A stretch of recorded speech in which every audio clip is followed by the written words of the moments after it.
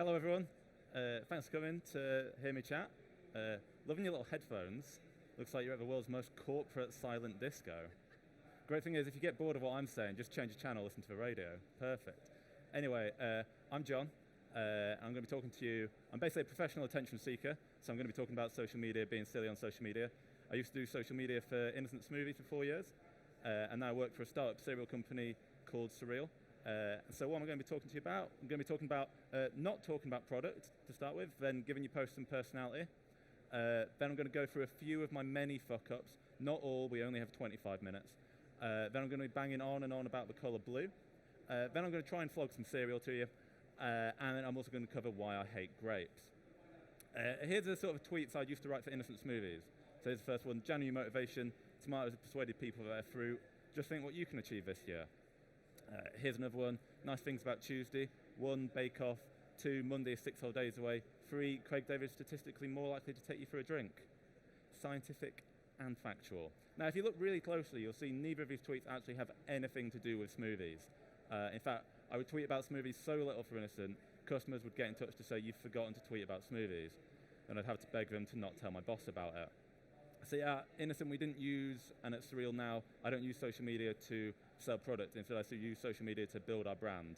So I want to make people love the brand and then maybe sell something while I'm at it. But that's very much like my second priority. Main thing is people just having a nice time, enjoying it. If you think about it, I can tell you this now because I've quit. All orange juice is the same. So if you're in the supermarket, bottle of Innocent orange juice next to a bottle of someone else's orange juice, same price, same taste, it's all the same. Kind of the only thing that can separate it is the brand, and that can be the reason why someone picks up your orange juice, not their orange juice. So my job is to kind of make them love you. So what we want is we don't want all our tweets to feel like someone's crammed, like 20 marketing people have crammed in every message they can. We just want it to feel like they've given the Twitter password to an idiot. That's where I come in. So this is the sort of thing I do. Tweet like weather update, warm and grey like Gandalf in Ibiza, and then some guy will get in touch, be like, or ham at a picnic that's been in the sun too long. So I'll reply to him. Has anyone ever told you have a perfect name to be a shark's personal trainer? Find me an AI chatbot that can write a joke like that. Finn knows that's not been some robot, that's been someone who's just messing around, having a nice time. Next time he's in the supermarket, he's going to remember that. And the reason we try and be really silly is that people love social media managers causing chaos. If you look at all the most viral branded moments, I can pretty much guarantee they'll have an element of the social media manager breaking the rules, being a little bit naughty, whether that's like the Greg's vegan sausage roll thing, the Weetabix beans thing, the whole Aldi calling Caterpillar Marks and Spencer's thing. You had this TikTok go viral where someone was like, I lied on my resume, need you guys to make me go viral. They just put a cat on the roof of the body shop they were working at, went massively viral. All of that stuff just got this vibe of social media manager messing around. So well-behaved social media managers don't go viral. I've tried behaving myself, tried putting in all the marketing messages the team want. It does fuck all. I mean, look at it, it's got, Innocent had like 300,000 followers and that's got 6 retweets. That's like 0.001% of our followers. Great job, John. You know what does really well though? This grape with a beard. My boss posted this 2 weeks after I started, got 3,000 retweets. I spent the next 4 years trying desperately to beat this fucking grape. At the end of the day, no one gives a fig about juice. No one's going on social media to look at adverts. They're going on social media to look at dogs, or to keep up with celebrities, or to go up at tasty looking food, or to follow whatever latest political disasters unfurling. Take your pick. There's a new one every week. So they're not going online to look at adverts. So you're competing with all of these things for attention, meaning dogs are your competitors. So how do you compete with dogs? We've got to post stuff that people actually want to see, post stuff that people are going online to see. Loads of people go on social to see silly jokes, silly tweets. That's why at Innocent, at SURREAL, we do silly jokes. Or say like, if you're a gym, loads of people go online to see workout videos, get workout plans, loads of videos on Instagram, on YouTube of workouts. So if you're a gym, post workout vids, not just endless things of your membership prices. Your followers are probably already your members. They don't need to see your prices all the time. Oh, and if you're a smoothie company, post grapes with beards. And then we try and give our posts some personality. We don't want it to feel all dull and grey and boring and corporate. It's like this person spotted a typo on one of our labels. It says like, is a blend of fruit juice. They tweeted us, bit of a typo Innocent. A little bit embarrassing. I think most companies just kind of like ignore that. Maybe they'd be like, oh, that's a little bit embarrassing, we'll get that changed. What my boss did was she just retweeted it to our 300,000 followers, so how dare you, we never make mistakes. And personality can make even the most boring posts do really well for you. So as a social media manager, you get all these departments coming up to you like, can you talk about our big new thing? So the culture team comes up and they're like, oh, we've just put some sharps bins in the toilet so that people with diabetes can safely dispose of their needles. Very nice little initiative for you. Not very interesting social media post. But what we did was we got one of the guys who uses the bins, we got Connor, and we did a little photo shoot of him with the bins. Look how happy he is, having an absolutely great time with his sharps bins, absolutely loving life. Pops that out, saying just that, look how happy Connor is. Because we'd made it just that little bit silly, got 5,000 likes, few hundred comments, loads of shares, reached about 500,000 people, and it's just a little yellow bin. But don't be positive all the time, despite Connor. I think, like, especially companies like Innocence Movies, people think of them as very quirky, very twee, but it gets a bit much after a while. If you look at like TV characters, they're never one emotion all the time. They're like fully rounded. Sometimes they're angry, sometimes they're happy, they're a bit of everything. So that's what I try and do with social as well. Like, people get angry about stuff. I reckon your company's allowed to get angry about stuff.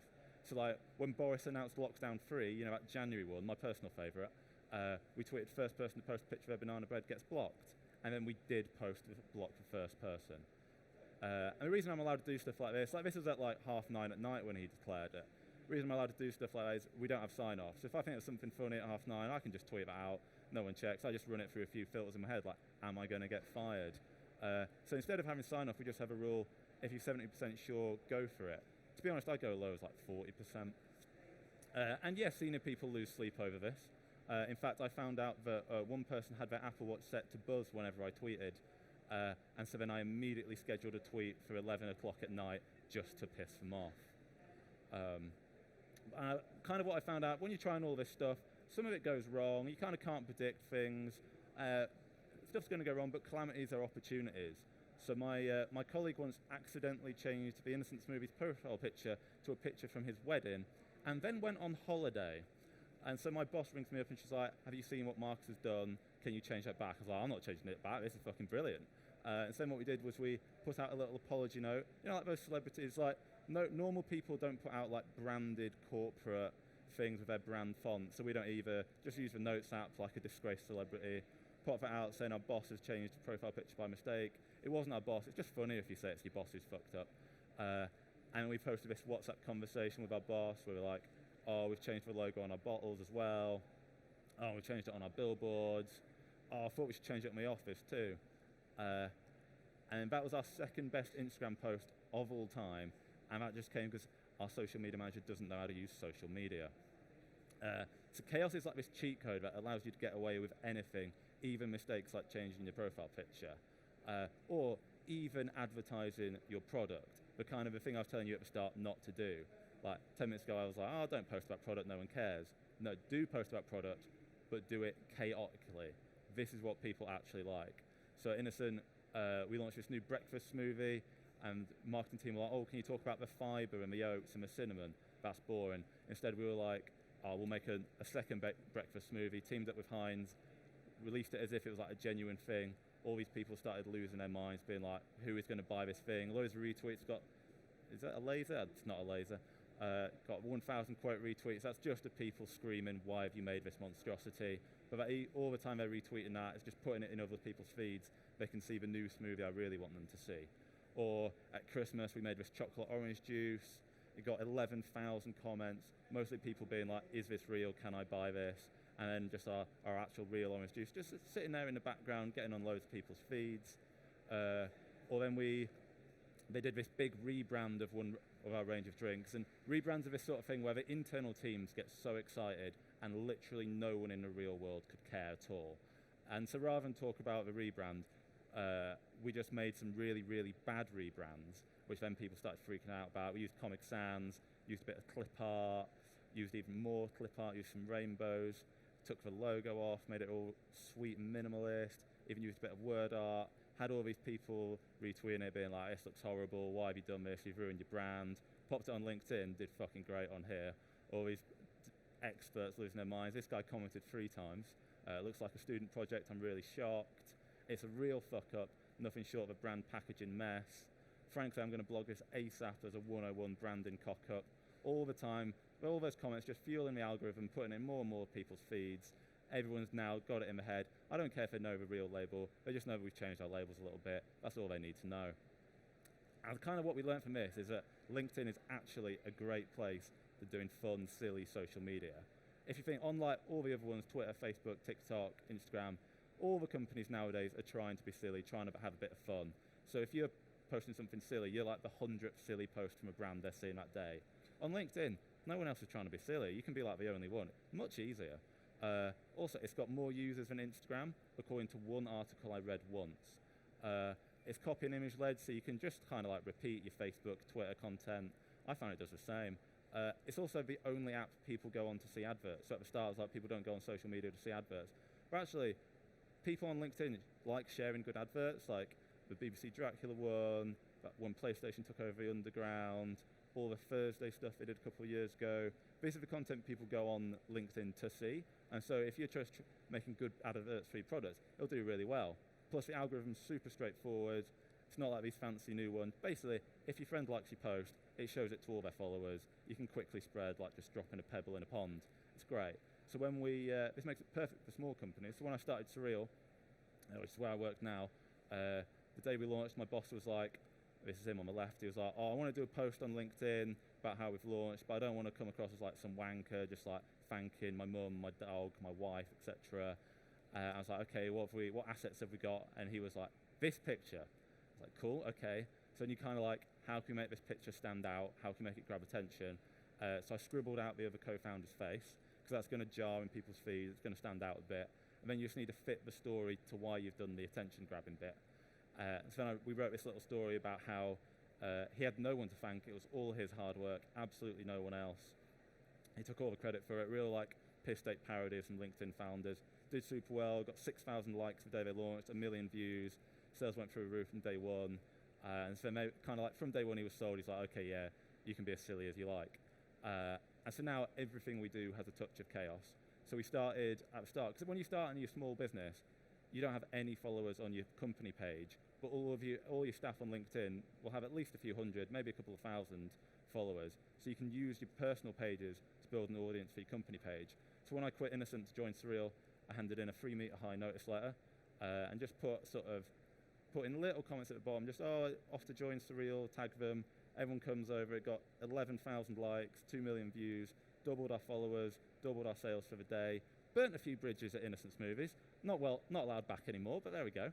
Then we've done all sorts of other stuff. Comic Sans again. Comic Sans is like the easiest way. Just, if in doubt, just slap some Comic Sans on it. People will shout and scream at you. For this one, we claimed that our designer had gone on holiday for the summer, and so the rest of the team was having to do the posts. We sold spots on our billboards for £5 a pop, and 28 people paid £5. Actually, 29 people paid £5 a pop to be on our billboard, and then we forgot to put one of them on. But calamities are opportunities, so we got her own billboard right next to it. Not sure how actually happy she was with that. Also, when I went to take a picture of this billboard, we got the cheapest one in the darkest, dirtiest corner of London, and I nearly got beaten up taking a photo of it. So that was a great day at work. When it was our first birthday, no one cares about businesses' birthdays, but we had this little photo shoot, like those Virgin Media £20 photo shoots. Booked one of them, did loads of family little photos. About the weirdest day I've had at the office, but it did super well. Got 16,000 likes, 1.6 million views, cost about £30. Just last week, this is fucking annoying to be honest. We kind of realised that if we've not done any proper content, we just fake a text conversation between our boss, and it always does better than our actual content. So this one we just didn't even try doing some real content. We just said, why bother coming up with a campaign? These fake conversations perform better. Got 1,000 likes on Instagram for 5 minutes work. Why do I even bother? Also, we like taking other brands down with us. So we teamed up with Wild Deodorant to make this advert. There's no aligned values, no shared ethics or anything like that. It's just funny because it sounds a bit like balls. And this is the other great thing about being silly on LinkedIn, which is it's where all your industry hangs out. So Wild are much bigger than us. We didn't have very many followers at the time, but they've seen a few of our silly little things, and they're like, yeah, okay, we'll get on board. And so you can kind of like, you can get on board with other brands or with like the retail important people you want to impress and all the things like that. So we've done some more collabs. Did one with a condom company. SURREAL and condom, they go together, right? That was for Valentine's Day. Then we did this one with a Viagra company, a cheese company, and a gym. A little Daft Punk reference. Maybe don't mix Viagra and cheese. That'd be my recommendation. That is super. All in all, we've been going about 18 months. We've had about 50 million organic views, and like maybe like 5 cease and desist letters. But we'll skip over that. So the people then are like, okay, but my boss is a bit more boring, or my client's a bit safe. How can I persuade them to let me be silly? So I think kind of what you need to do is you need to get some proof that it's going to work. But that's hard when they're not letting you do it in the first place. So what I like to do is I break ideas down into like elements that have already worked elsewhere. So like this baked bean smoothie, when I was pitching this to someone seen or innocent, I was like, well, silly, weird foods work. So like this Aunt Bessie beer went really viral. So it's a bit like that. And there used to be this Facebook group called Beans in Places Beans Shouldn't Be, where people would post photos like that, and they'd get thousands of likes. So basically I was like, this thing was viral, that thing was viral, this is just those two things combined, so maybe viral, who knows? And then if it doesn't go viral, I just never mention it again.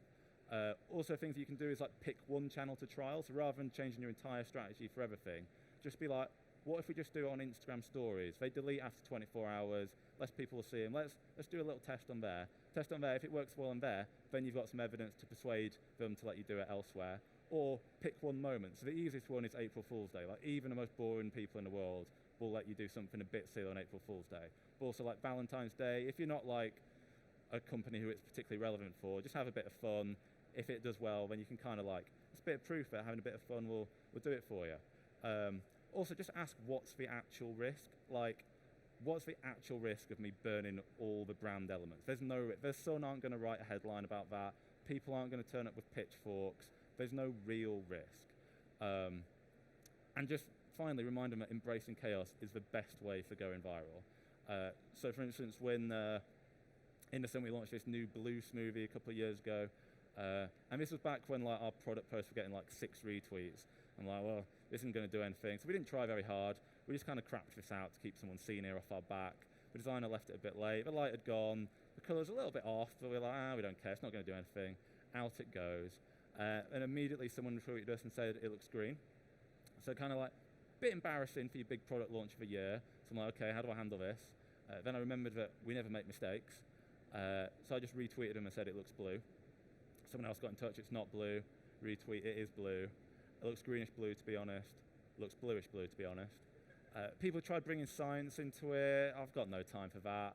Helps identify some colours which are not blue. Nah fam, it's defo green. Nah fam, it's defo blue. Absolutely no way the phrase nah fam, defo blue is in line with the Innocent Smoothie's tone of voice guide. But personality is more important than tone of voice. Bit of fun, people loving it. This was going so well, it started to snowball. People were still sharing it at like midnight. People were like, oh, read the replies. Yeah, they're still sharing at midnight. So like, do you get paid for tweeting this late at night? Good question, not sure. Turns out, no. This is my favourite one. It's fucking green, you insufferable bellends. Right, when they talk about like personal brand, that really is my brand down to a T.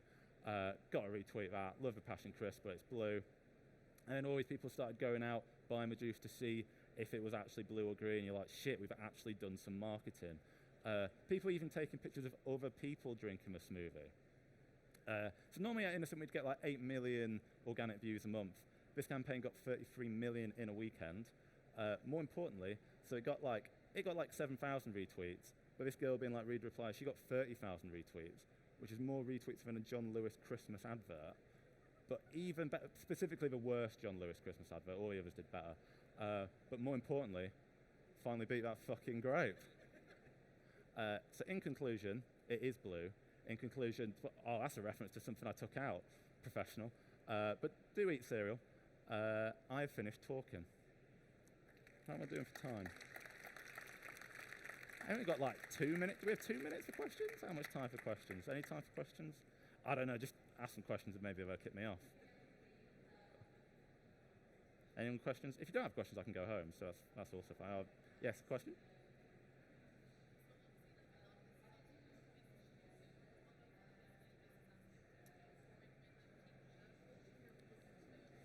So the only words I heard there were business to business, but I'll assume you were asking how does it apply to business to business?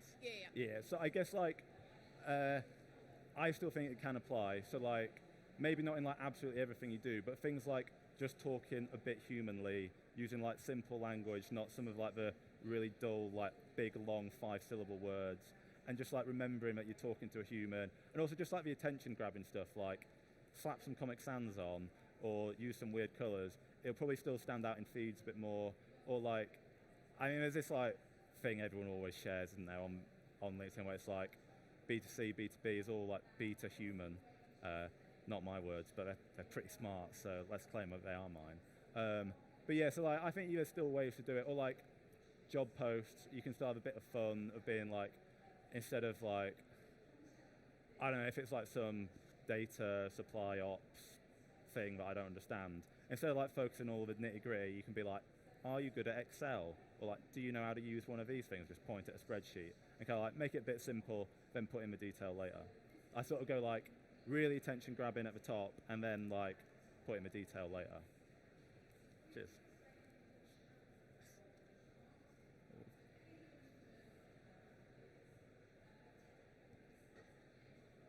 Thank you. Hi, my name is Olivia and I work at the Whiskey Exchange. So we're a retailer, so we don't sell own brand products. How can we be fun when you're obviously then talking about brands that don't necessarily want you to be fun with their products?